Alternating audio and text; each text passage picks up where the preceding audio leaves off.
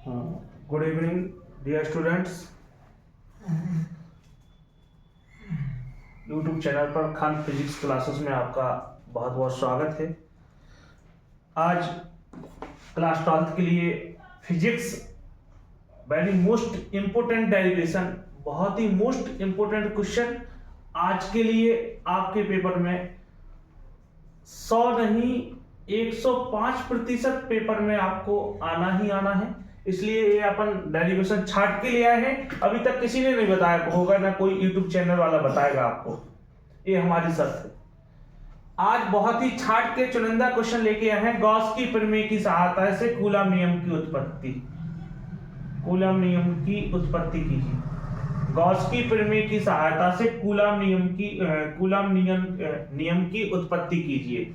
या बीचों बीच अथवा डाल के एक इस तरीके से भी क्वेश्चन आ जाता है। कभी कभार क्वेश्चन किस तरीके से भी पूछ सकता है। गॉस की प्रमेय की सहायता से बिंदु आवेश के कारण वैद्युत क्षेत्र की तीव्रता के लिए सूत्र का निगमन कीजिए। वेरी इंपोर्टेंट क्वेश्चन है क्लास 12th के लिए। 5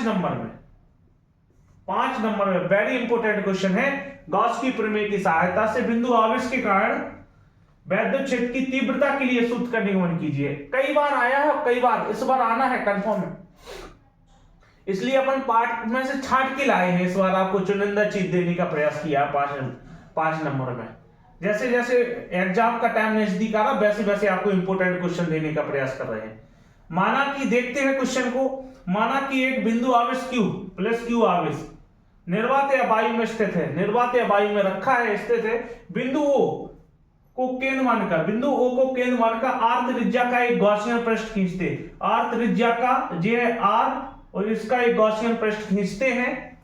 गॉसियन पृष्ठ पर एक बिंदु P है, गॉसियन पृष्ठ की एक बिंदु P है, बिंदु P के चारों ओर का सूक्ष्म क्षेत्रफल dA है। बिंदु P के चारों ओर का सूक्ष्म क्षेत्रफल dA है, ये क्षेत्रफल dA है। और E तीव्रता है, और E वेक्टर और dA वेक्टर दोनों एक ही दिशा में है। आपको देखने को मिल रहा है दोनों एक ही दिशा में काम कर रहे हैं। डेरिवेशन को सॉल्व करते हैं बेटा। संपूर्ण गॉसियन पृष्ठ से गुजरने वाला वैद्युत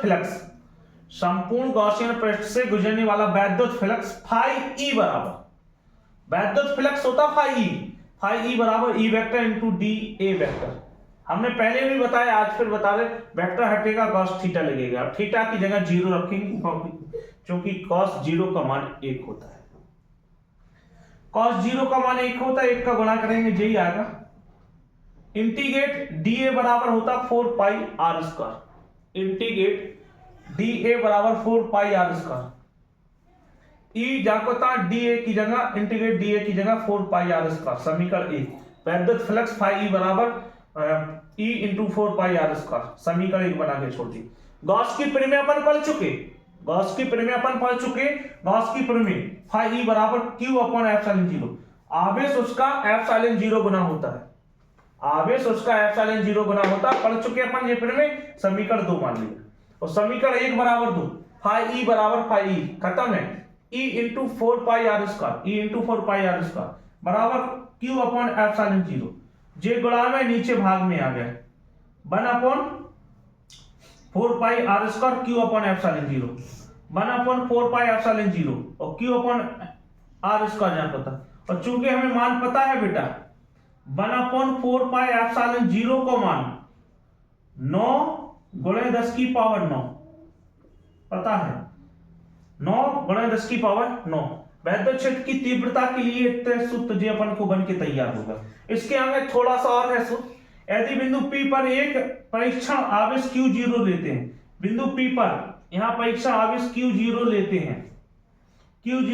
लेते हैं या रखा हो, तो उस बिंदु पर लगने वाला कूलम बल F, उस बिंदु पर बल F काम करेगा। अब Q0 रखा तो इस पर बल F काम करेगा। बल F बराबर Q0 इंटू E, F बराबर Q0 इंटू E। Q0 जान पता है, E को मान जो दो 1 upon 4 pi epsilon 0 Q upon R square. तो F बराबर 1 upon 4 pi epsilon 0 Q into Q0, Q में Q0 को गुणा करें तो Q into Q0 upon R square. यह एक कूलम्ब का नियम है, यहाँ पर ने प्रूव दैट कर लिया। एक बार पुनः आप स्पीड में रिवीजन करना।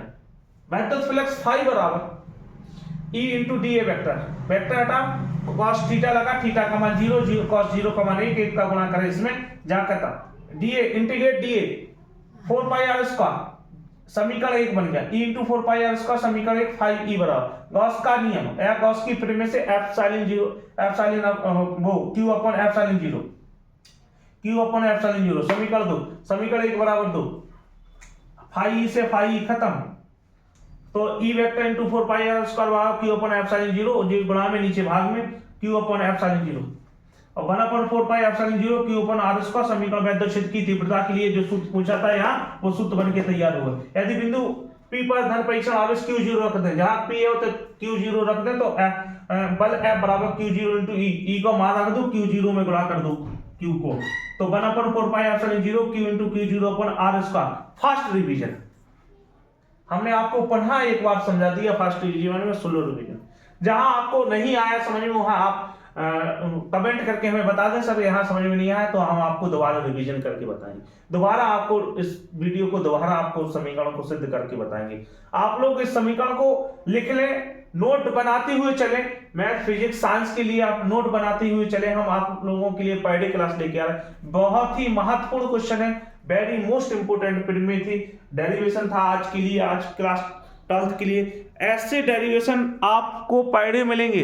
अगर अभी तक आपने हमारे चैनल को सब्सक्राइब नहीं किया तो चैनल को सब्सक्राइब कर लें, लाइक कमेंट करके जरूर बताएं और अपने साथियों के साथ साझा जरूर करें, जिससे आपको और नोटिफिकेशन ऑन करके रखें, जिससे आपको आने वाला वीडियो पर डे आपको मिलता रहे। आज के लिए बस इतना, कल आगे देखेंगे आप।